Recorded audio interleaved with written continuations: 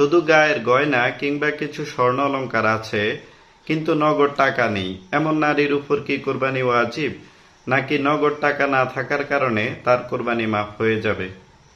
এই সমস্যার সমাধান হলো, ইসলামী শরীয়ত অনুযায়ী কোনো নারীর কাছে যদি 7.5 ভরি স্বর্ণ বা 52.5 ভরি রূপার সমমূল্যের অলংকার থাকে তাহলে তার উপর কোরবানি ওয়াজিব, নগদ টাকা না থাকলেও।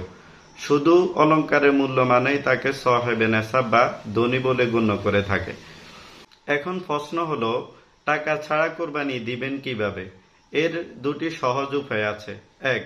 স্ত্রী চাইলে নিজের কিছু অলংকার বিক্রি করে বা বন্ধক রেখে কোরবানি দিতে পারেন। 2.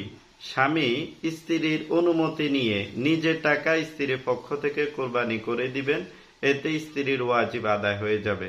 সহিহ বুখারী ও মুসলিমের হাদিস অনুযায়ী আল্লাহ রাসূল সাল্লাল্লাহু আলাইহি ওয়াসাল্লাম তার স্ত্রীদের পক্ষ থেকে কোরবানি করেছিলেন।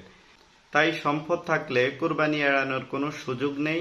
তবে যদি তার অলংকার নেশাব পরিমাণ না হয় তাহলে তার জন্য আলাদা কোরবানি লাগবে না, কিন্তু যদি নেশাব পরিমাণ হয় তাহলে প্রশ্ন জাগে